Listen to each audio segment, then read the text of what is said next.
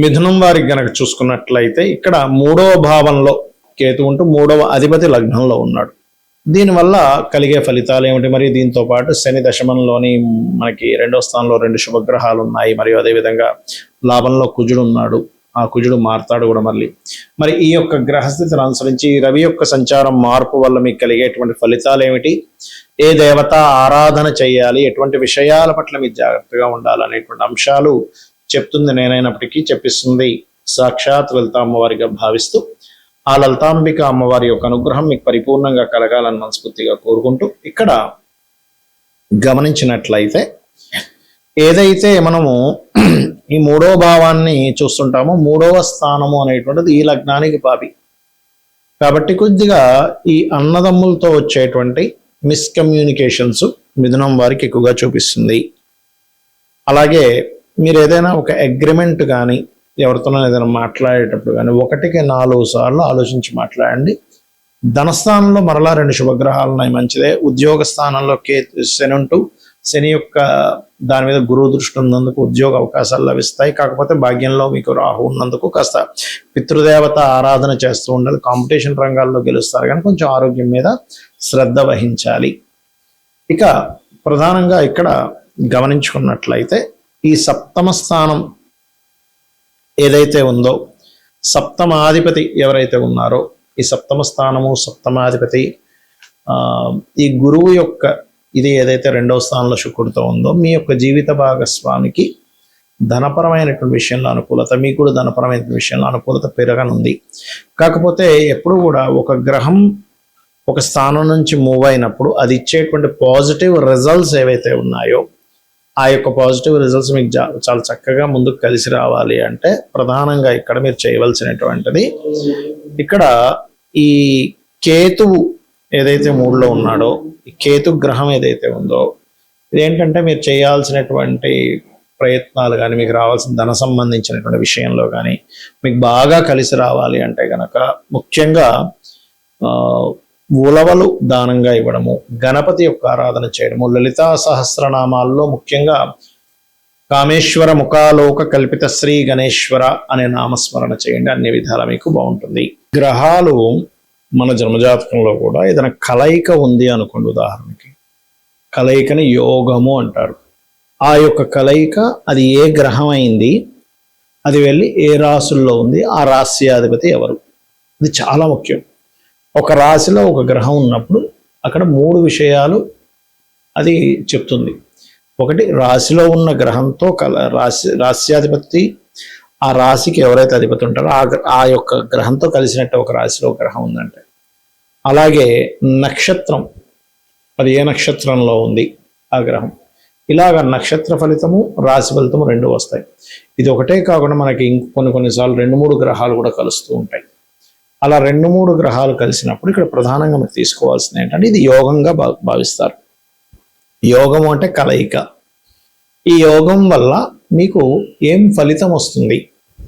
ఈ గ్రహం ఇంకో గ్రహంతో కలిసినప్పుడు మీకు ధనం వస్తుందా, మంచి కమ్యూనికేషన్ స్కిల్స్ వస్తాయా, అన్నదమ్ములతో బాగుంటుందా, లేకపోతే ప్రాపర్టీ వైజ్గా బాగుంటుందా, బాగా ఆస్తిపరుడు అవుతాడా, విద్యాపరుడు అవుతాడా, లేకపోతే మంచి సంతానం కలుగుతారా, లేకపోతే కాంపిటీషన్లో స్పోర్ట్స్లో బాగా రాణిస్తారా, మంచి జీవిత భాగస్వామి వస్తుందా, ఎర్లీగా వివాహం అవుతుందా, లేకపోతే లేట్గా వివాహం అవుతుందా, అన్ఎక్స్పెక్టెడ్ థింగ్స్ ఎక్కువగా ఉంటాయా, అంటే యాక్సిడెంట్స్ అవి ఎక్కువగా ఉంటాయా, తండ్రి యొక్క ఆరోగ్యం ఎలా ఉంటుంది, అదేవిధంగా ఉద్యోగంలో మంచి ఉద్యోగంలోకి వెళ్తాడా, లేకపోతే లాభాలు బాగా సంపాదిస్తాడా, అనవసరం ఖర్చులు వ్యసనాలకు గురవుతాడా అనేది గ్రహము అది లగ్నం నుంచి ఎన్నో స్థానంలో ఉందో చూసి చెప్పుకోవాలి. ఇందులో శుభగ్రహాలు, సహజ శుభగ్రహాలు, సహజ పాప గ్రహాలు అంటారు, క్రూర గ్రహాలు అంటారు. సహజ శుభగ్రహాలు అంటే ఏమిటి? గురువు, శుక్రుడు, బుధుడు, పూర్ణచంద్రుడు, ఇవి సహజంగా ఉండే శుభగ్రహాలు. ఇందులో మళ్ళీ ఏవైనా వెళ్ళి ఈ గ్రహాల్లో ఏదైనా నీచబడి పాపగ్రహాలతో ఉంటే అది కూడా పాప అయిపోతుంది. అదేవిధంగా క్రూర గ్రహాలు ఏమిటి? రవి అర్ధపాపిగా చెప్తారు, అంటే ఒకవైపు శుభ ఫలితాలు ఇస్తాడు, కొంత క్రూరమైన ఫలితాలు ఇస్తాడు. రవిని వదిలిపెట్టేస్తే కుజుడు, రాహు, కేతు గుర్తుపెట్టుకోండి. ఇవి కుజ, రాహువు, కేతువు నీచబడినటువంటి గ్రహము ఇట్లా ఉంటాయన్నమాట. ఈ గ్రహాలన్నీ కూడా కాస్త పాప ఫలితాలు ఎక్కువగా ఇస్తూ ఉంటాయి. శని కూడా చెప్పాలంటే, సాటర్న్ కూడా. అయితే ఈ లగ్నానికి శుభుల పాపుల, పాపగ్రహం కూడా శుభుడైతే శుభ ఫలితాన్ని ఇస్తాడు, శుభగ్రహం కూడా పాపగ్రహాలతో పాప ఫలితం ఇస్తాడు. ఈ యొక్క కీన్ అబ్జర్వేషన్లో మీరు ఒక నిర్ణయం తీసుకోవాలనుకోండి, వివాహం విషయం అనుకోండి, లేకపోతే వ్యాపారం అనుకోండి, లేనట్లయితే ఒక వాహనం తీసుకుందాం అనుకుంటున్నారు, ఒక గృహం తీసుకుందాం అనుకుంటున్నారు. ఈ గ్రహాల కలయిక యోగంలో మీకు నడిచేటువంటి మహాదశ అంతర్దశ గుర్తుపెట్టుకోండి.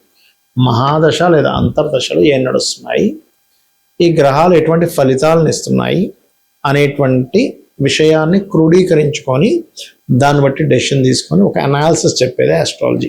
అంతేగాని ఏదో చిన్న చిన్న విషయాలు పట్టుకొని ఎలాంటి నడుస్తున్నాడు అందుకే ఇలా ఉంది, కాలసర్ప యోగం ఉందండి, అసలు కాలసర్ప యోగాన్ని జన్మజాతకానికి అప్లైయే చేయొద్దు, కాలానికి సంబంధించిన అప్లై చేసుకోవాలి. కాలంలో ఎలాంటివి జరుగుతాయి. ఎందుకంటే నేను చాలాసార్లు చెప్పాను, 170 మంది దేశ నాయకుల జాతకాల్లో కాలసర్ప యోగం ఉంది, మెగాస్టార్ చిరంజీవి కూడా ఉందని చెప్పాను. కాబట్టి ఇవి కాదు, జనరల్ సర్పదోషం లేదు. అంటే రాహుతో కలిసి ఉన్న గ్రహాలు, లేకపోతే కుజుడు రాహు వెళ్ళి కుజరాశుల్లో కానీ, రవి రాశుల్లో కానీ, లేకపోతే చంద్రరాశుల్లో కానీ ఉండేటువంటి ఫలితాలు, లేదా ఆ గ్రహాలతో ఉండేటువంటి రిజల్ట్స్ వేరు, గుర్తుపెట్టుకోండి. కాబట్టి ఎప్పుడూ కూడా మీరు ఫలానా ప్లానెట్ అలా ఉంది అనగమ్మో ఇదేదో యోగం, ఇదేదో అయిపోతుందని భయపడకండి. ఒకటే బాగా గుర్తుపెట్టుకోండి, మీ యొక్క జాతక చక్రంలో ఉండే గ్రహస్థితి ఎలాగున్నా మీ పూర్వజన్మలో చేసినటువంటి మంచి కర్మల వల్ల మంచి కాంబినేషన్ వస్తుంది. మనకు తెలుసో తెలియకో చేసినటువంటి కొన్ని బ్యాడ్ కర్మల వల్ల బ్యాడ్ కాంబినేషన్స్ ఏర్పడుతుంటాయి, దానివల్ల ఇబ్బంది పడుతూ ఉంటారు. అటువంటి సందర్భాలలో మీకు మంచి ఫలితాలు రావాలంటే ఒకటే మార్గం, లలిత అమ్మవారి యొక్క ఆరాధన లేదా మీ ఇష్టదైవ ఆరాధన, నిత్యము దేవతారాధన చేయడం చేస్తూ ఉండండి. మరియు అదేవిధంగా ఇక్కడ మరొక విషయం ఏంటంటే, నిత్య దేవతారాధన నిత్యము ప్రతి సంవత్సరానికి 6 నెలలకు ఒకసారైనా క్షేత్ర దర్శనం చేసుకోవడము, మీ ఇంటికి దగ్గరలో ఉండేటువంటి ఆలయానికి నిత్యము వెళ్ళి రావడం, ఆ వైబ్రేషన్స్ మీకు ఉండేటువంటి ఏదైతే నెగటివ్స్ ఉంటాయో ఆ నెగటివ్స్ అనేవి కంప్లీట్గా పోతాయి, గుర్తుపెట్టుకోండి.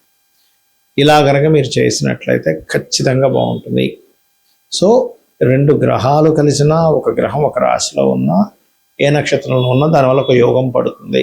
దీన్ని బట్టి మీ డెసిషన్స్ తీసుకుంటుండాలి. మీ జీవితంలో ఎలా ఉండబోతుంది, ఇప్పుడు ఫలానా నక్షత్రంలో పుట్టాము, సహజంగా ఒక జాతకం చూసినప్పుడు చిన్నప్పుడు చూసేది ఏంటి, బాలారిష్టాలు ఏమైనా ఉన్నాయా, లేకపోతే దశలు బాగాలేవా, అనారోగ్య సమస్యలు ఏమైనా వచ్చే ఉన్నాయని చూస్తాం. దాని తర్వాత వీళ్ళు ఎదుగుతున్న కొద్దీ వీళ్ళు ఏ దిశలో, అంటే ఏ ఎడ్యుకేషన్ చేస్తే వీళ్ళ లైఫ్ బాగుంటుంది, వీళ్ళకి ఏ సమయంలో సెటిల్మెంట్ ఉంది, ఎందులో సెటిల్మెంట్ ఉంది, ఇవన్నీ కూడా 4వ భావాన్ని 2వ భావాన్ని చూసుకొని చెప్పేటువంటి అంశాలు. అంతేగాని కేవలం ఏదో ఏనాడు నడుస్తుంది, ఏదో కేవలం ఒక సర్పదోషం ఉందని అంత అంటే పిచ్చి పిచ్చిగా భయపడ్డం కాదు. ఇందులో మనకి తెలియకుండానే కొన్ని స్వయంకృప అపరాధాలు చేస్తూ ఉంటాం. ఎలాగా, వాస్తులో దోషం ఉన్న ఇంట్లో ఉంటాం, అప్పుడు జాతకంతో సంబంధం లేదు, వాస్తు దోషం వల్ల ఇబ్బంది జరుగుతూ ఉంటుంది. అలాగే మరొక విషయం ఏంటంటే, ఇక్కడ వాస్తు దోషం ఉన్నటువంటిది ఒకటి. 2వ విషయం ఇక్కడ గమనించినట్లయితే, ఈ యొక్క విషయంలో ప్రధానంగా ఏంటంటే, మీరు ఈ వాసుదోషంలో కూడా నైరుతి దోషం లేకుండా చూసుకుంటూ ఉండండి. సో మహాదశలు ఏదైనా నడుస్తున్నాయి, అంతర్దశల ఫలాలు నడుస్తున్నప్పుడు దానికి సంబంధించినటువంటి దానం ఇవ్వడము, ఆ గ్రహాలకి సంబంధించి మీకు ఏ మహాదశ నడుస్తుందో, అంతర్దశ నడుస్తుందో ఆ గ్రహాల దగ్గర దీపారాధన చేయడం చేయండి, అన్ని విధాలు బాగుంటుంది. శ్రీమాత్రే నమః.